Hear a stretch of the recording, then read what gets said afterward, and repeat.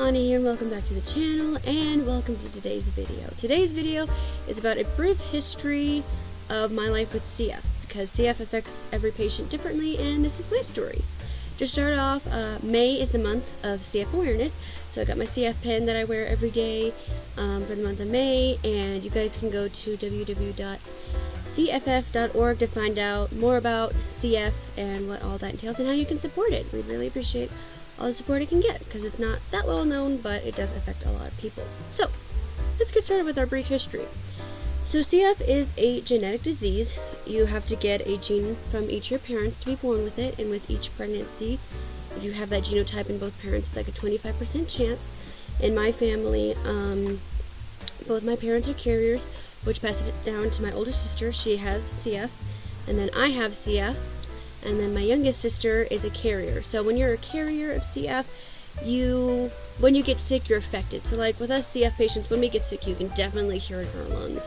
It can make us really sick. We can cough up a lot of mucus. Or like if you're affected digestively, like my older sister, getting the stomach flu is not fun. So if you're a carrier, you're definitely affected like a CF patient, but you do not have the geno itself. I'm also holding this up really close to my face because I'm sick right now, and I want you guys to be able to hear me. So, there you go. Another thing with CF, you can get sick very easily. You have a very weak immune system. So, for me personally, that's always been a very big struggle of mine, is getting sick all the time. You know, missing a lot of school when I was in high school. 2022 was a terrible year for me. I had pneumonia and COVID, and then MRSA, which ended up hospitalizing me. It was crazy, but I can go into more detail on that when I do my more extensive explanation of my life with CF. So, it's kind of a brief, jumbled explanation of everything, but let's start from the very beginning. When my older sister was born, she was born in Minnesota, and they did not test babies with CF, so no one knew my sister had CF. She had all these different kinds of symptoms, like eating a lot and having these funky diapers and everything like that. No one knew why. And then when I came along in Colorado, they tested for CF, and I popped up with CF. But another thing that was interesting is I was born with something called meconium ileus, which means parts of my intestines were either twisted up and died, pretty much exploded, or was about to explode. So 3 feet of my intestines was removed, leaving a 6-inch scar. That's what I was going to say. And then with all that jumbled up mess, they tested me for CF and realized, oh, okay, so this might have been part of the issue. And with all that, they're like, okay, you know, seeing the similarities here and there with different testing and stuff like that, they're like, maybe Kaylee has it. So they tested her. She has CF. Alright, now we can both treat them the way they need to be treated. Makes more sense why her eating was all weird, digestive issues. What we learned after I was born is, like I said, Kaylee was affected more digestively, and I was affected more respiratorily, which a lot of doctors are very interested in because we have the same genotype, Delta F508, if I remember correctly. I'll be sure to put that correct one up here. To have the same genotype, it's very interesting to be affected differently. So we've been involved with like a lot of testings of how our sisters from the same family with the same genotype able to be affected differently. It's a whole thing. Then my little sister came along, and of course she was tested for CF as well. Thankfully she's just a carrier. She doesn't have to do all the fun stuff that we get to do in life. So, but yeah, when she gets sick, she's definitely affected like us. So that's the beginning of life. What does it entail to be a CF patient? Well, it changes depending on how old you are. On a day-to-day basis, you have to do your treatments however many times a day. I have to do it twice a day. And of course I'll break that down in my equipment video. You gotta take all your many pills. My sister and I can take up to like 50 to like 80 pills a day with everything included. Again, I'll explain that more in my equipment and like medication video. When it comes to appointments, you have to see your CF specialists every 3 months just to make sure your liver functions are doing okay, because CF can affect your entire body in different ways. So you get blood work done, throat cultures, just general check-ins. How's the body doing? So that's your general CF, like day-to-day life or within a span of a year. Then there's other aspects of CF that you have to deal with, like CFRD, which is Cystic Fibrosis related diabetes. Now, CFRD, excuse me, is not like type 1 or type 2. It is something completely different. So its own numbers. It's still insulin based, and you still check your blood sugar the same way, but it can't exactly be treated the same way with like the same numbers because it's completely different. But for CFRD, it's kind of similar. You do like your every 3-month check-in. I'm not affected nearly as badly as Kaylee when it comes to CFRD, but it is something you have to keep in mind. When we first started getting tested for it, I believe it was like we were around the ages of 10 to 12 when they started testing for it. They do a glucose test, so you drink a sugary drink, you wait like an hour or so, and then they test your blood sugar to see how it reacts to it. Then they determine there, oh, okay, you have CFRD, or you're in the clear for now, but let's check again in a few months. Stuff like that. Both my older sister and I have CFRD. Like I said, I'm not as badly affected as she is, but my guess for that, and there's no scientific proof, this is literally just my theory, maybe because she's digestively more affected by CF, I'm guessing that's why it affects her more. Again, I don't know, it's just a guess. But yeah, nowadays, for me being 19 turning 20 and her being too old, almost 22,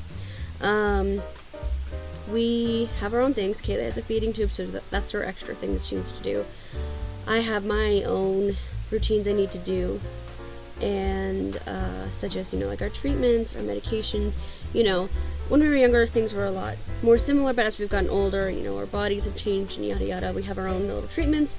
Like I said, she has her feeding tube that's different. I have my own medications for respiratory that's different. Like I have something called a Toby pod inhaler, and that's an extra inhalable medicine that I have to do that she doesn't. So that's my extra thing that I need to do. So yeah, this is just kind of a brief history. I'm trying to think. I guess we could talk about hospitalizations. Kaylee, thankfully, has never been hospitalized when it comes to pulmonary exasperation, which in layman's terms just means lung failure. I have been hospitalized for that 3 times now, my most recent being back in October of 2022, like I said, because of pneumonia, COVID, MRSA, yada yada yada. Sometimes when you just get so sick, your body just can't fight it off, you need a little extra help. So when you're in the hospital, a normal stay for a CF patient, sometimes they're called a tune-up. You stay for about 2 weeks, and you just get intense IV treatment to help rejuvenate your body. You have your treatments for 30 minutes for 4 times a day. So every 4 hours, your respiratory therapist will come in and do your treatment for 30 minutes with your different medications switching out. Of course, you have physical therapy, and I'm trying to think of what else. You do your PFTs, which is the pulmonary lung function test to see how strong your lungs are doing. They test that twice a week, so you have your baseline. And if that's a good number, you're in a good range. But for me, when I was in the hospital last time, it was very low. They're like, okay, you're here, we need you to get up here, which is a little below my baseline. Basically, as long as you're as close as possible to your baseline, you're good to go home. So after 2 weeks, usually, you're up to snuff, you're good to go, and you can go home. Again, when I do my more long exploratory explanation video, I will go into deeper detail about what the hospital visits are like, what the doctor appointments are like, what do the clinics entail. One of the videos I'm going to do this month is a day in the life of a CF patient, so you guys can see everything we get to do, because on the outside, you would never guess that I am a disabled person, but I am. It's kind of like being deaf. You can't tell someone is deaf unless you see them using sign language or having a cochlear implant or hearing aids. You can't tell someone has CF unless they have oxygen or something like that. We look like normal people, but we are considered disabled. So that's why I try to do things like this, make videos to let people know, hey, this is what CF is like. If you want to learn more about it, here's what you can do.